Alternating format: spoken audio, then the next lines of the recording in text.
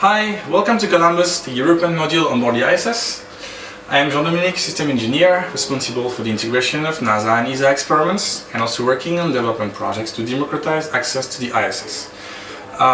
So what does it mean, this job? I follow the design and development of experiments to make sure that they will actually comply with the environment that we have in the station, that they will not endanger the operations of other payloads and other systems, that the astronauts will be safe, and that the scientists will be provided with all the resources they need to deliver outstanding results on the ground.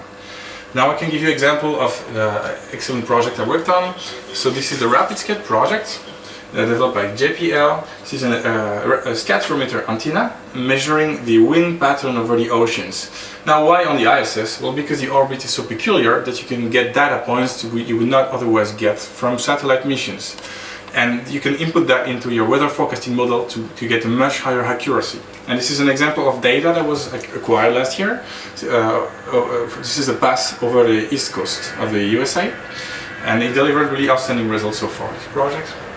Another one is the Haptics Metron project. This is an exoskeleton to prepare future exploration on planet. So you would control remotely a robot on the ground, on the planetary surface, so for example Mars. And this robot will be a humanoid, and let's say you would be standing on an orbiter or even on Earth. When you would raise your arm, the robot will do the same. When the robot will touch a surface, such as a rock, you will fill it with force feedback. So it's a great tool to do preparation of future manned planetary exploration. Then another great project is the SkinBee project.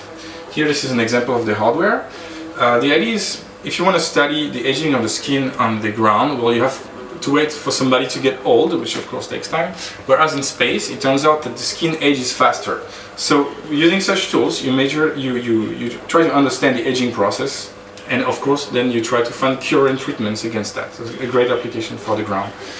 And now talking about projects to democratize access to the ISS, so we're doing the MPCC projects to enable anyone to control an experiment on the ISS from your home, from a work office, using a simple Windows laptop.